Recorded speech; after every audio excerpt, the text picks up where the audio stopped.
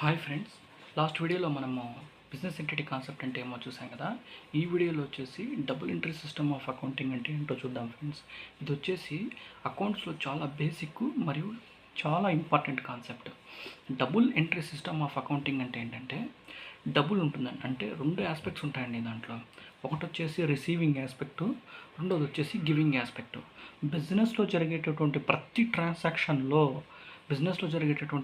ట్రాన్సాక్షన్లో ఈ రెండు ఆస్పెక్ట్స్ ఖచ్చితంగా ఉంటాయి.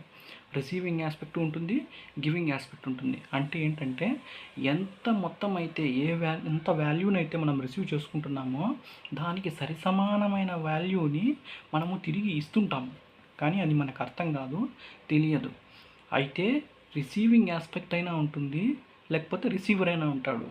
అయితే గివింగ్ ఆస్పెక్ట్ అయినా ఉంటుంది, లేదా గివర్ అయినా ఉంటాడు. ఇలా రెండు ఆస్పెక్ట్స్ని కలిగి ఉంటుందండి ఒక ట్రాన్సాక్షన్ అనేది. అలా ఉంటేనే ఎంట్రీ ఫామ్ అవుతుంది, లేకపోతే ఎంట్రీ ఫామ్ అవ్వదు. ఖచ్చితంగా ఉంటాయి. అయితే రిసీవింగ్ ఆస్పెక్ట్ ఉంటుంది, లేకపోతే రిసీవర్ ఉంటాడు, మరియు గివింగ్ ఆస్పెక్ట్ అయినా ఉంటుంది, లేకపోతే గివర్ అయినా ఉంటాడు. ఇలా డబుల్ ఎంట్రీ అంటే డబుల్ ఎంట్రీ సిస్టమ్ కలిగి ఉంటుంది కాబట్టి దీన్ని double entry system of accounting అంటారండి. ఉదాహరణకి బిజినెస్ ఎంటిటీ కాన్సెప్ట్లో మనం ఏం చూసాము, ఓనర్ సపరేటు, బిజినెస్లో జరిగే ట్రాన్సాక్షన్ సపరేట్ అని చూసాం. అంటే ఇక్కడ బిజినెస్ రన్ అవ్వడానికి ఓనర్ కొంత అమౌంట్ని పెట్టుబడిగా ఇస్తాడు. అంటే బిజినెస్ ఏం చేస్తుంది, క్యాష్ తీసుకుంటుంది, అంటే క్యాష్ రిసీవ్ చేసుకుంటుంది. కాబట్టి ఇక్కడ బిజినెస్కి రిసీవింగ్ ఆస్పెక్ట్ ఏంటి, క్యాష్.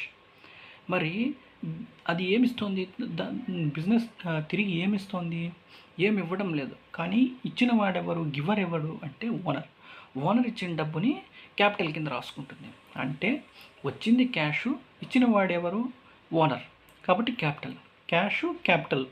క్యాష్ వచ్చింది, ఎవరు ఇచ్చారంటే ఓనర్ ఇచ్చాడు కాబట్టి క్యాపిటల్ అని రాసుకుంటుంది. ఇలా చెప్పేదాన్నే ఇలా ఫాలో అయ్యేదాన్ని double entry system of accounting అంటారండి. అకౌంట్స్లో ఖచ్చితంగా double entry system of accounting follow అయితేనే మనకు డెబిట్ టు క్రెడిట్ అనేటివి వస్తాయి. ఇంకా ఫ్యూచర్లో తెలుసుకుంటారు.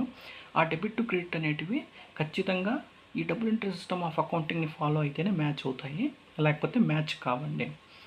ఇంకా చాలా ఎగ్జాంపుల్స్ ఉన్నాయి, అవి స్లోగా ఒకటే చెప్తాను, నెక్స్ట్ వీడియోలో చెప్తానండి. Okay, thank you, bye.